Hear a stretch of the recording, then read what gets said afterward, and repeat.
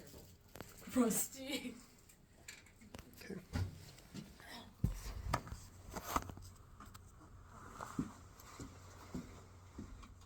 That works. Imagine a clean-shaven service member, standing tall, proud, and ready to serve the nation. Now picture that service member with a beard, which is a symbol of power and strength. In an all-call at Fort Smith on October 6, 2019, former Chief Master Sergeant of the Air Force, Khalith Wright, stated, "Changing policy, that is actually the easy part. The real challenge is how do we change the culture, not just in the Air Force, but in the services period." Today I want to talk to you about a change that might seem small to some, but it's the allowance of beards in the military. Firstly, let me draw your attention to the fact that throughout history, beards have been a symbol of strength and power within military forces. From ancient civilizations to modern times, beards have been a mark of honor and strength. Yet in our military today, our dress and appearance standards don't allow beards. The time to reconsider is now. The need for this change is not just a personal preference, but it's about fostering a sense of identity and inclusion and boosting morale. Military personnel already sacrifice so much, and allowing us the freedom to grow a beard is a simple yet powerful way to acknowledge our own individuality, while still maintaining military dress and appearance standards. Additionally, numerous studies have shown that allowing facial hair can actually enhance mental health, which is a key component to a healthy military force.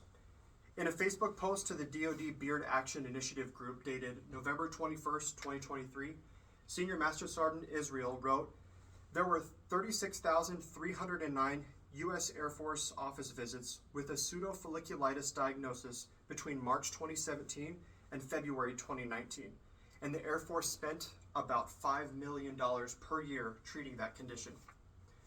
So how do we address this need to our leaders? We must revisit and revise the current regulations surrounding facial hair in the military, as well as the culture. We can implement a system where well-groomed beards are allowed, ensuring that they don't interfere with the effectiveness of gas masks. According to David Rosa, a staff member in a Task and Purpose article titled, "Do Beards Actually Break the Seal of a Gas Mask?" Several other NATO countries such as Canada, Germany, and Norway permit service members to wear beards. Surely they must have studied the effects of facial hair in a gas mask. This change does not just benefit us, it benefits the military as a whole. Someone who is more content and confident will actually perform better. And allowing beards will help to contribute to a positive and inclusive military culture. This will drastically cut down, if not eliminate, the amount of work done at the medical group diagnosing people with pseudofolliculitis, issuing medical waivers, and just having the appointment itself. Now let's visualize a military force where we can proudly wear beards, standing united yet embracing our own individuality. In a December 16, 2022 article by Simon Ritchie for the Military Times wrote, "We must continue down the path of greater inclusion. Let's remove the stigma and discrimination of beards and improve recruiting and retention." Imagine a military that reflects the diversity and personal freedom that our own nation stands for. To turn this vision into a reality, we need your support. Let's initiate conversations, write to our representatives, advocate for change for military regulations regarding facial hair.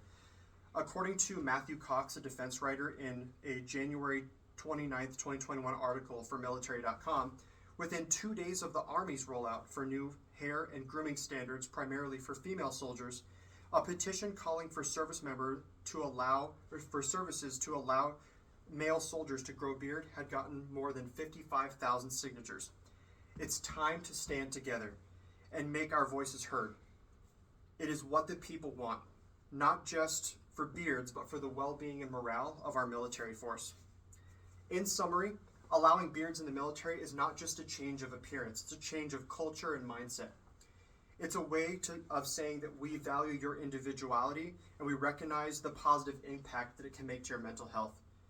Let's be a force of positive change and make the military a place where everyone can proudly wear their beard as a symbol of strength, resilience, and individuality. Thank you. Any questions? What happens if the beard is tacky? Well, I just preached individuality, so I think that would be allowed as long as it's kept nicely trimmed and lined up. Anybody else have any questions? What is the maximum length allowed for the beards? So some of the studies that I was looking at when I was writing this said that after a 1/4 inch in length, they start to see some breakdown in the effectiveness of the gas mask. So I would say a 1/4 inch would probably be fair.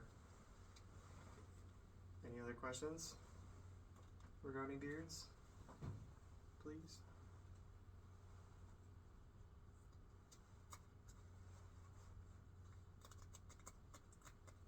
Anybody else? What does the shaping of the beard need to be?